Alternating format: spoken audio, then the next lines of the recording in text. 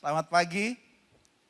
Ya, kita bisa ada di tempat ini memuji Tuhan dengan penuh sukacita, merayakan Kristus Yesus Tuhan kita itu semua karena anugerah Tuhan. Percaya katakan amin. Dan tema kita pada bulan ini adalah Great Possession. Sebuah kepemilikan yang besar. Di Efesus 1 ayat 7 dikatakan di dalam Kristus. Dan melalui darahnya kita beroleh penebusan, yaitu penghapusan atas segala dosa sesuai dengan kekayaan anugerah Elohim. Kita bisa terima keselamatan itu semua karena anugerah Tuhan. Itu semua karena kebaikan Tuhan.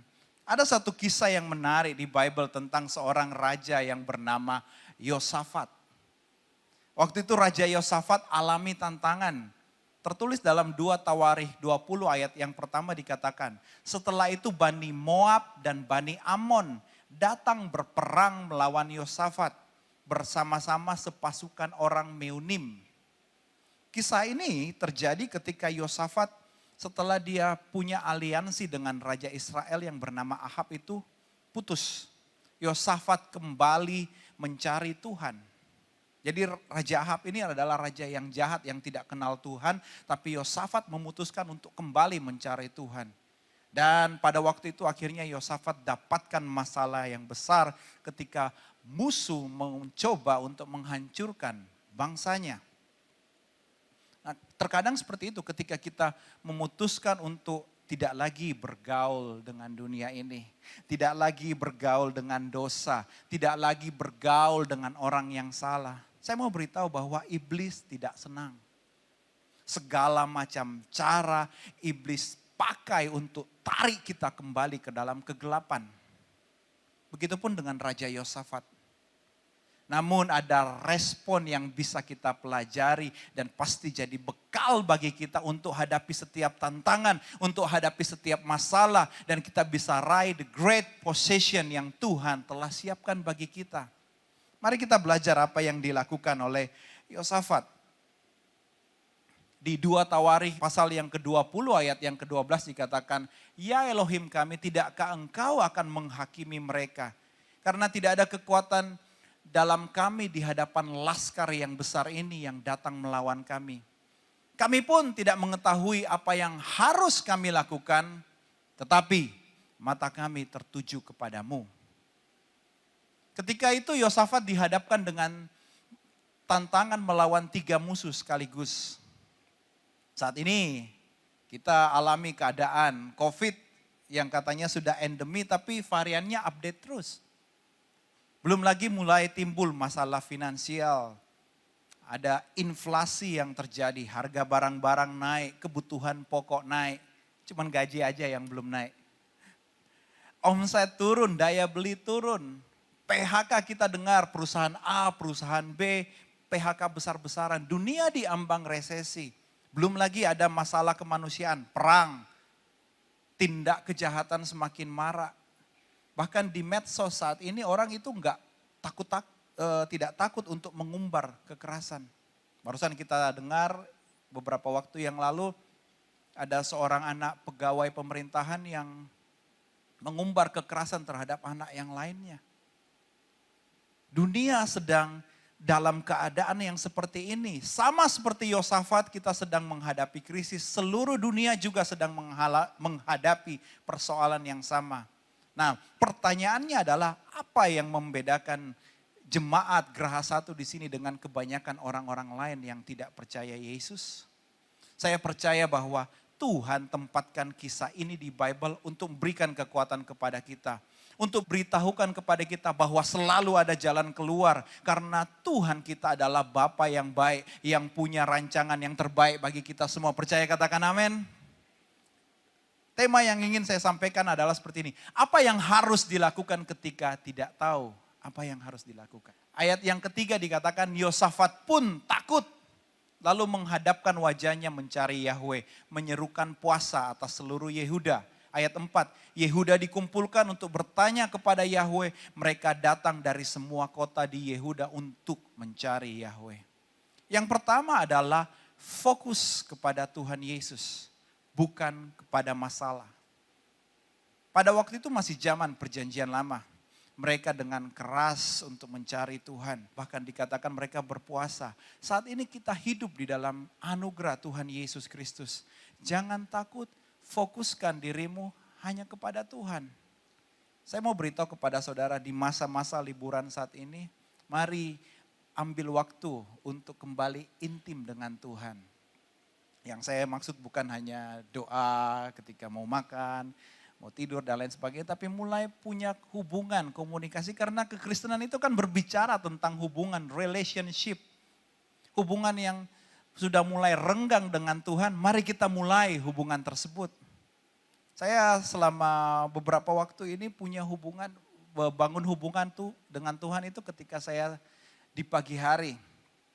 Ya ketika saya sedang berolahraga pagi, saya jogging.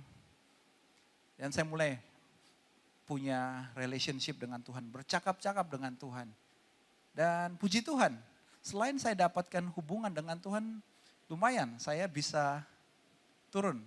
Dan sampai saat ini saya bisa turun sampai 15 kilo. Jadi mulai hubungan dengan Tuhan, dapatkan manfaatnya. Dan cara terbaik untuk memulai hubungan dengan Tuhan adalah melalui doa. Sekalian saya promosi di IHS Media. Bagi saudara yang belum subscribe, silakan subscribe di IHS Media di YouTube. Kami punya program doa pagi kita. Ada doa siang kita, ada doa malam kita. Saudara, ambil waktu-waktu ini untuk kembali punya relationship dengan Tuhan. Terkadang kita berkata, wah saya nggak punya waktu pastor.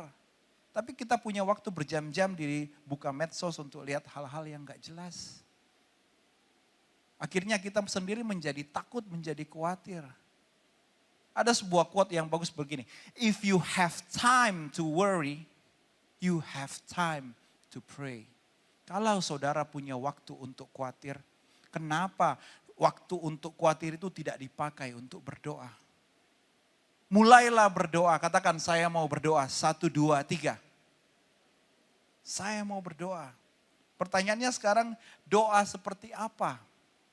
Waktu Yosafat alami kesesakan, dia berdoa seperti ini. Yang pertama adalah tertulis di dalam ayat yang ke-6. Serta berkata, ya Yahweh Elohim leluhur kami, bukankah engkau di surga? Bukankah engkau memerintah atas seluruh kerajaan bangsa-bangsa? Bukankah kuasa keperkasaan ada di dalam tanganmu sehingga tidak ada orang yang dapat bertahan melawan engkau?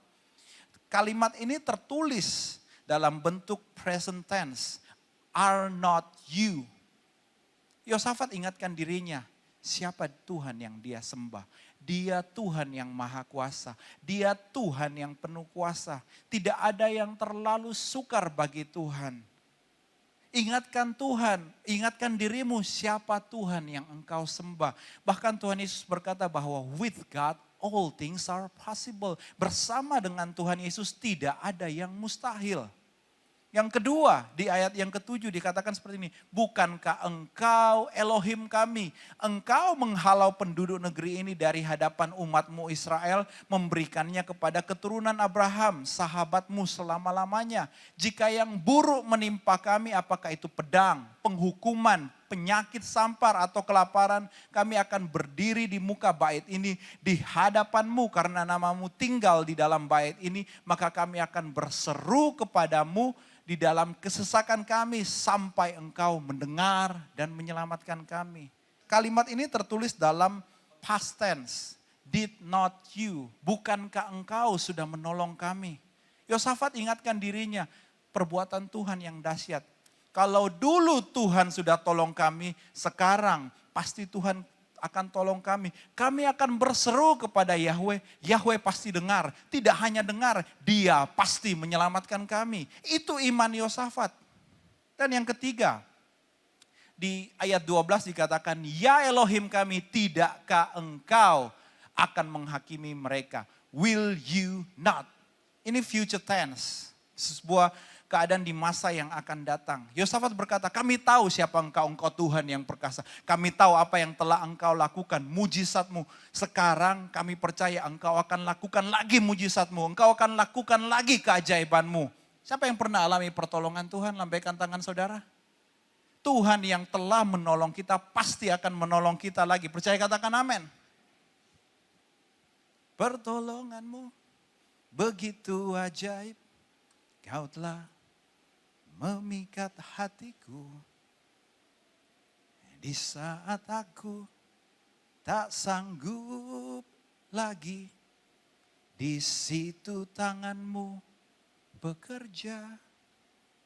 Pertolonganmu begitu ajaib, Kau telah memikat hatiku. Kini mataku tertuju padamu, ku rasakan kasih-Mu Tuhan. Kalau Tuhan pernah tolong kita, Tuhan yang sama itu pasti akan bisa menolong kita menghadapi resesi ini. Percaya, katakan amin. Di ayat yang ke-12 dikatakan begini, kami pun tidak mengetahui apa yang harus kami lakukan, tapi mata kami tertuju kepadamu. Waktu Petrus melihat Tuhan Yesus, dia berkata, suruh aku untuk jalan di atas air, menemui Engkau. Waktu matanya tertuju kepada Tuhan Yesus, dia jalan di atas air. Tetapi ketika dia mulai lihat keadaan sekitarnya, dia mulai tenggelam. Saya mau beritahu kepada saudara, kapan sih iblis itu menyerang kita? Sekali seminggu? Mungkin sekarang lagi liburan? Kalau saudara terima, habis check up dari dokter, dapatkan diagnosa yang buruk, maka iblis akan pakai celah itu. Setiap hari, Senin, Selasa, Rabu, Kamis, Jumat, Sabtu, Minggu, dia akan pakai celah itu bagaimana supaya bisa menjatuhkan saudara. Tuhan itu enggak punya kuasa, engkau ini sakit dan lain sebagainya. Dia pakai cara itu. Bahkan kalau saudara dengar firman pun dikatakan bahwa iblis itu sudah siap. Begitu firman itu jatuh di tanah, dia langsung ambil firman itu sehingga tidak bisa bertumbuh di dalam hati, di dalam pikiran kita semua. Tidak bisa berbuah di dalam kehidupan kita. Itu yang iblis lakukan. Dan pagi hari ini kita dengar firman Tuhan. Karena itu terus pegang kebenaran firman Tuhan. Lebih dari fakta yang sedang terjadi saat ini. Fokus pada firman Tuhan, pada janji Tuhan. Roh yang ada di dalamku lebih besar dari dunia ini. Rancangan Yahweh atasku adalah rancangan damai sejahtera, bukan kecelakaan. Aku ini kepala, bukan ekor. Jalanku naik dan tidak turun. Bersatu jalan musuh datang menyerangku, bertujuh jalan mereka akan lari daripadaku. Yahweh adalah perlindunganku. Dia meluputkan aku dari segala malapetaka, bencana yang akan datang. Corrie ten Boom berkata seperti ini, if you look at the world, you will be distressed. If you look within yourself, you'll be depressed. But if you look at Jesus Christ, you will be at rest. Jika engkau melihat ke dunia ini, engkau pasti tertekan. Lihat keadaan saat ini pasti tertekan. Jika engkau lihat ke dirimu sendiri, pasti depresi. Siapa sih saya ini gak bisa ngelakuin apa-apa. Namun ketika engkau hanya memandang kepada Yesus Kristus, engkau pasti dapatkan kelegaan. Percaya, katakan amin. Tepuk tangan yang paling meriah bagi Tuhan kita. Katakan, aku mau fokus pada Tuhan Yesus. 1, 2, 3. Ya. Di ayat 14 dikatakan begini, dan roh Yahweh ada di atasnya, di tengah-tengah jemaat. Beginilah Yahweh berfirman kepadamu, janganlah kamu takut dan gentar kepada laskar yang besar ini. Karena peperangan ini bukan milikmu tapi milik Elohim. Yang kedua adalah andalkan Roh Kudus. Ingatlah, peperangan ini bukan milik kita. Masalah yang saudara hadapi sekarang itu bukan milik saudara tetapi milik Tuhan. Ayat 17, engkau tidak perlu berperang dalam pertempuran. Apa yang perlu kita lakukan? Tetaplah berdiri. Mengatakan bahwa tetaplah percaya, tetaplah berserah. Dan lihatlah keselamatan Yahweh ada bersamamu. Ingatlah, kita ini semua adalah anak. Kalau kita punya masalah, masalahnya anak itu adalah masalahnya orang tua. Dan yang namanya orang tua yang baik itu pasti mencarikan solusi, bahkan menyelesaikan masalah apa yang anaknya sedang hadapi. Ketika dia menuntun, kita pasti dapatkan pertolongan. Ketika Tuhan yang menuntun, pasti ada jalan keluar yang terbaik. Ketika keadaan bertambah buruk, ingat engkau tidak ditinggalkan seorang diri. Tuhan Yesus ketika naik ke surga, dia curahkan Roh Kudus. Dan setiap kita yang percaya kepada Yesus, ada Roh Kudus di dalam kita. Hal yang natural kita bisa lakukan, tetapi Roh Kudus bisa melakukan hal-hal yang supranatural, yang di luar pikiran, yang tidak mungkin bagi kita, dia bisa lakukan. Baru-baru kita peringati kebangkitan Yesus Kristus. Sebelumnya ada Paskah. Pada hari Jumat mereka menyiksa, mereka menyalibkan Yesus Sang Juru Selamat. Keadaan tidak baik, sungguh tidak baik. Pada hari Sabtu Yesus terbaring di kubur batu. Keadaan semakin buruk. Seakan-akan tidak ada harapan. Murid-murid semuanya tercerai-berai. Tapi iman kita, iman saudara tidak berdasarkan apa yang terjadi pada hari Jumat saja. Tidak berdasarkan apa yang terjadi pada hari Sabtu. Tetapi berdasarkan apa yang terjadi pada hari Minggu pagi. Karena hari itu harinya Tuhan. Ketika iman kita kepada Yesus Kristus. Yesus bangkit mengalahkan maut dan menyelamatkan kita semua. Percaya katakan amin. Roma 8 ayat 11, namun jika roh dia yang telah membangkitkan Yesus dari kematian berdiam di dalam kamu, maka dia yang telah membangkitkan Kristus dari kematian juga akan menghidupkan tubuhmu yang fana melalui rohnya yang berdiam di dalam kamu. Roh Kudus itu disebutkan di paling akhir selalu Bapa, Putra, dan Roh Kudus. Bapa, Putra, dan Roh Kudus.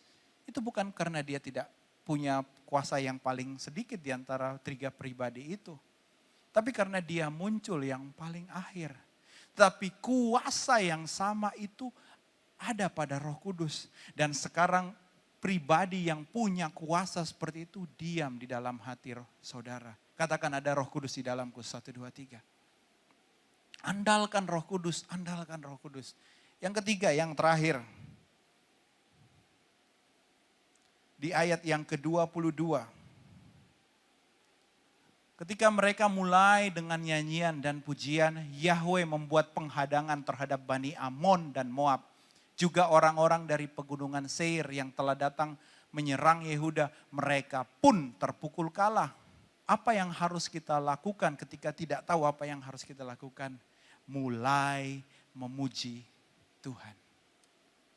Mulai memuji Tuhan. Sebelum mujizat terjadi, mulailah memuji Tuhan. Karena praise is the language of faith.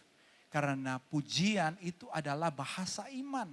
Saat ini ketika saudara ada di tempat ini, seluruh rekan-rekan tim praise and worship memuji Tuhan dengan sukacita. Pujilah Tuhan dengan penuh sukacita. Karena ketika itu iman kita itu dikuatkan. Dan saya percaya pintu anugerah itu dibukakan bagi kita. Kata praise itu dalam bahasa Ibrani terdiri dari 3 huruf. Yod, Dalet, dan Hei. Yod, Dalet, dan Hei. Yang artinya adalah begini. Praise opens the door to grace. Puji-pujian itu membuka pintu kepada anugerah. Ketika saudara memuji Tuhan, ada pintu anugerah yang sedang dibukakan kepada kita. Percaya katakan amin. Beberapa waktu lalu saya tanya kepada teman-teman di Hiros. Tahu nggak apa ini? Ada yang tahu apa ini? Yang lahir 2000-an ke atas yang nggak tahu apa ini. Soti masih tahu nggak ini? Oh masih ya. Kaset.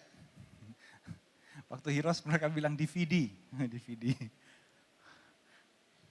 Tapi ini kaset ini saya mau saksikan ada teman saya.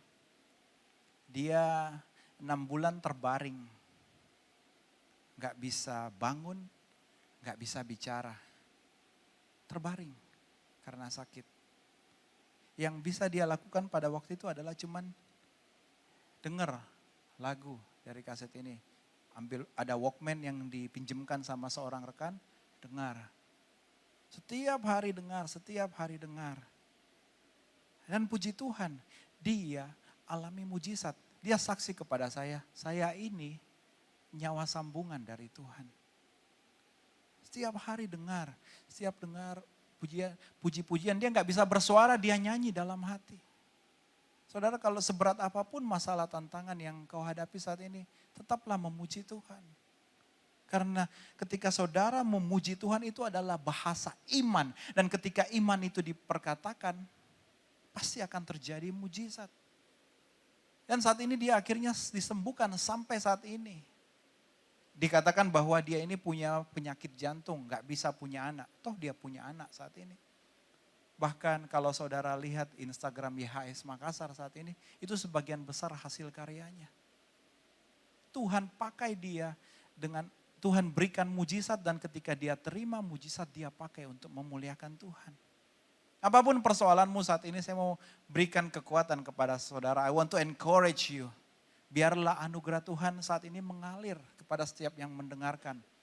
Memberikan harapan, menguatkan iman percayamu kepada Tuhan Yesus. Tetap percaya kepada Tuhan Yesus, memberikan hikmat, membebaskan, memulihkan dan mencukupkan segala kebutuhanmu. Percaya, katakan amin. Yosafat terima mujizat, dia terima great possession. Di ayat yang ke-25 dikatakan seperti ini, Yosafat beserta orang-orangnya datang untuk merampas barang-barang jarahan mereka. Lalu mereka menemukan di antara mereka dalam berkelimpahan baik kekayaan dan barang-barang berharga pada mayat-mayat itu. Mereka melucutinya untuk mereka sendiri sampai tidak ada lagi yang tersisa. Kita baca tulisan yang kuning ini, 1, 2, 3. Selama 3 hari lamanya mereka menjara barang-barang itu karena sangat banyak. Berapa hari? Ayat 26 kita baca bersama-sama. 1, 2, 3. Pada hari yang keempat mereka dikumpulkan di lembah berkat. Mereka memuji Yahweh di sana karena mereka menyebut nama tempat itu lembah berkat sampai sekarang. Masalah, tantangan yang besar, tapi ada lembah berkat yang menanti Yosafat. Yosafat nggak ngelakuin apa-apa. Tuhan yang berperang bagi mereka. Karena itu saya mau beritahu kepada saudara apa yang harus dilakukan ketika tidak tahu apa yang harus dilakukan. Yang pertama, fokuskan hatimu, matamu hanya kepada Tuhan Yesus, bukan kepada masalah. Yang kedua adalah andalkan Roh Kudus. Saya dan saudara percaya Yesus punya Roh Kudus. Dan yang ketiga, mulailah memuji Tuhan. Dalam setiap ujian pasti ada promosi yang menanti kita. Yosafat diuji dengan musuh yang banyak, namun ada lembah berkat yang menantinya. Saya percaya seperti ini, walaupun ada masalah, Tuhan itu Bapa yang baik. Dia sanggup mengubahkan jadi berkat dan keajaiban bagi setiap anak-anak yang percaya kepadanya. Percaya, katakan amin. Orang bisa merancangkan yang buruk, tetapi Tuhan sanggup mengubahnya menjadi berkat, menjadi kelimpahan bagi kita semua yang percaya kepada Yesus. Tepuk tangan yang paling meriah bagi Tuhan. Saya undang teman-teman pemain musik. Saya tutup dengan sebuah kesaksian. Ini berhubung Lebaran saya jadi ingat. Di tahun yang lalu, seusai masa liburan Lebaran itu tiba-tiba kami dapatkan order. Biasanya kalau dapat order yang besar itu karyawan saya selalu nanya ke saya. Biasa dia kasih tahu, kok ini udah masuk belum? Walaupun ada bukti transfernya dia tanya, kok ini udah masuk belum? Nah, ini kali ini dia nggak tahu. Mungkin karena euforia Lebaran dia nggak tanya. Akhirnya barangnya diproses, dikirim, dijemput pada waktu itu pakai taksi online. Ketika saya ngecek, loh ini kok belum masuk transfernya. Coba ditanyakan kepada pembelinya. Saya masih berpikiran positif waktu itu. Di telepon, belum masuk Pak. Oh coba dicek lagi. Dicek lagi, saya cek lagi. Enggak masuk. Akhirnya di telepon orangnya enggak angkat. Dan pada waktu itu ya jumlahnya cukup besar. Saya mau suruh karyawan saya ganti ya. Ya memang salahnya dia sih, cuman ya mau ganti sampai berapa lama. Gak tahu. Akhirnya saya putuskan, ayo kita cari ke ekspedisi-ekspedisi di kota ini. Kamu cari di sana, kamu cari di sana, saya cari di sini, saya juga cari. Kita semua cari. Lewat 1 hari gak berhasil. Terus saya kepikiran, saya punya kenalan. Coba hubungi, dia hubungi teman-temannya. Terus dia bilang, gak bisa Pak, ini mesti kami pakai surat perintah, Bapak mesti melapor secara resmi. Wah, susah juga, nanti tambah ribet, tambah panjang. Ya udah, saya doa saja waktu itu. Hari kedua berlalu, hari ketiga berlalu, hari keempat tiba-tiba yang menipu itu tanya. Dia WA, kamu mau barangmu kembali enggak? Transfer 1 juta ke rekening ini. Ya sebodoh-bodohnya saya juga yang gak mungkin saya transfer. Ya sudah pasti menipu. Saya bilang tunai aja, mau enggak? Ya dia juga pasti enggak mau. Fotokan ini barangmu nih, masih ada di sini. Akhirnya hari keempat itu sore hari saya masih ingat. Saya lanjutkan kerja di karyawan udah pada pulang semua. Terus tiba-tiba ada suara, coba kamu cek di ekspedisi ini. Saya bilang sudah, tempo hari kan udah saya ke sana. Coba dicek lagi. Akhirnya saya cari nomor teleponnya. Di Google saya cari, saya telepon. Saya bingung mau tanya apa. Jadi saya cuma tanya, Bu, ada barang yang dikirim sejumlah ini, sebanyak ini. Ditanya, dari mana ke mana Pak? Wah itu saya nggak tahu Bu. Tapi apakah ada masuk dalam beberapa waktu ini? Wah nggak ada Pak. Ya sudah saya bilang gini aja deh Bu. Saya kirimkan fotonya, Ibu tolong cek. Nanti siapa tahu ada barang seperti ini bisa info ke saya. Terus singkat cerita saya kirim fotonya. Ibu itu bilang begini. Dia langsung balas. Loh ini barang udah terima di Surabaya.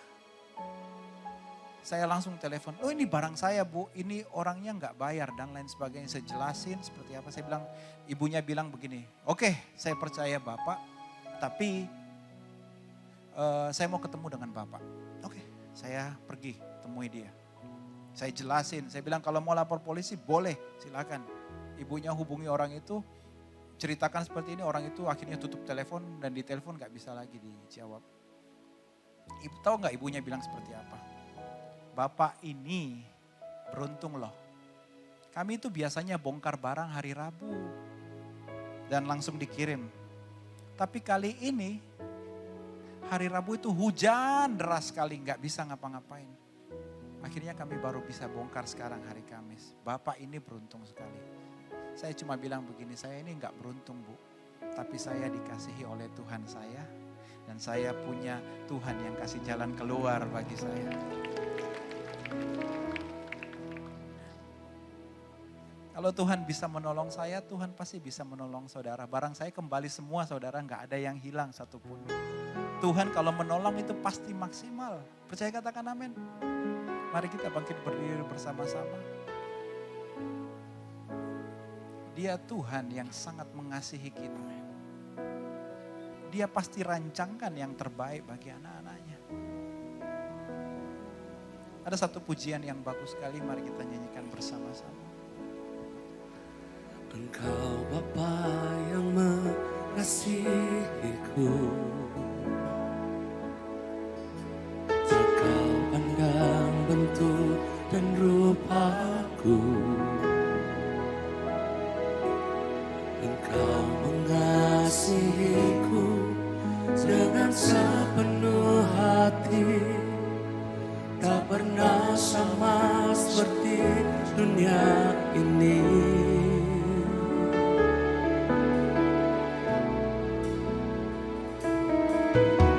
Engkau Bapa yang mengajariku melewati badai langit biru. Kau Kau yang buatku terbang bagaikan Raja Wali, mengatasi segala pencobaan. Kau Bapa-Ku yang baik, mengerti bahasa tetesan air mata, tak Kau biarkan ku berjalan sendirian, sebab Kau Bapa-Ku yang baik, Engkau sungguh baik. Sekali lagi katakan pujian ini. Engkau Bapa yang mengasihiku, Amin. tak Kau pandang bentuk dan rupaku. Ya Tuhan. Engkau mengasihiku dengan sepenuh hati, tak pernah sama seperti dunia ini. Engkau Bapa, Engkau Bapa yang mengajariku Lewat badai. melewati badai langit biru. Ya Tuhan. Kau yang buatku terbang bagaikan Raja Wali, mengatasi segala pencobaan. Kau Bapa-Ku yang baik, mengerti bahasa tetesan air mata, tak Kau biarkan ku berjalan sendirian, sebab Kau Bapa-Ku yang baik. Kau Bapa-Ku yang baik. Amin, amin. Mengerti bahasa tetesan air mata, tak Kau biarkan ku berjalan sendirian, sebab Kau Bapa-Ku yang baik, Engkau sungguh baik. Satu kali di Bible ada seorang yang bernama Yusuf. Dia hidup dengan sangat dikasihi oleh bapaknya. Tapi saudara-saudaranya nggak senang, dia jual Yusuf. Yusuf jadi budak. Tapi Yusuf disertai Tuhan, dia jadi budak yang berhasil. Kembali Yusuf alami cobaan. Digoda oleh istri Potifar, dia dimasukkan ke dalam penjara. Tapi saya mau beritahu saudara, bahkan di dalam penjara sekalipun Tuhan sanggup melakukan mujizat. Tuhan sanggup menolong. Orang merancangkan yang buruk bagi Yusuf, tapi Tuhan punya rancangan yang lebih baik kepada Yusuf. Kalau Yusuf bisa ditolong Tuhan, alami promosi, Yusuf diangkat menjadi orang kedua di Mesir. Bahkan dia yang atur Mesir pada waktu itu. Saya percaya saudara bahwa ketika kita sedang alami masalah, tantangan, persoalan di dalam hidup, Tuhan sanggup mengubahkan masalah itu menjadi mujizat untuk mempermuliakan nama Tuhan. Percaya, katakan amin. Engkau mereka-rekakan yang jahat bagiku, tetapi Tuhan mereka-rekakan untuk kebaikan. Itu kata Yusuf. Jangan pernah ragukan Tuhan Yesus. Dia Tuhan, Dia Bapa yang sangat baik. Sekali lagi angkat tanganmu, katakan, Kau Bapa-Ku yang baik, mengerti bahasa tetesan air mata, tak biarkan ku berjalan sendirian,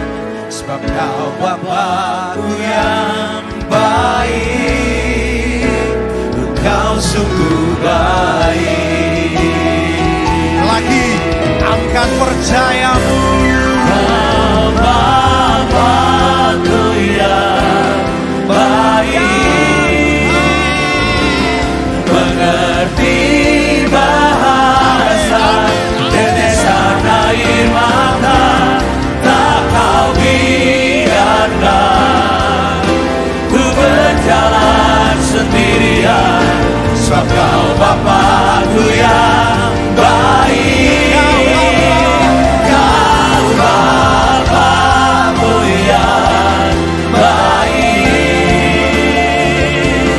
mengerti bahasa tetesan air mata, tak Kau biarkan ku berjalan sendirian, sebab Kau Bapakku yang baik, Engkau sungguh baik,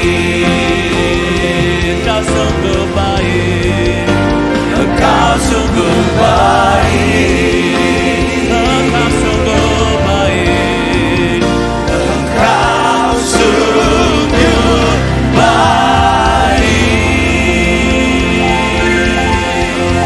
Haleluya. Terima kasih Bapa, Engkau Bapa yang baik. Saat ini anak-anakmu yang sedang alami persoalan, kami percaya ketika kami datang percaya kepada Engkau, berserah kepada Engkau, Engkau akan berikan solusi kepada kami Tuhan. Siap yang sakit pasti alami kesembuhan. Siap yang punya masalah finansial akan alami terobosan. Karena kami orang yang percaya kepada Engkau Tuhan. Terima kasih Bapa, kami bersyukur di dalam nama Tuhan Yesus. Semua yang percaya terima berkat Tuhan, sama-sama katakan amin, amin. Tepuk tangan yang paling meriah bagi Tuhan. Tuhan memberkati kita semua, silahkan duduk kembali.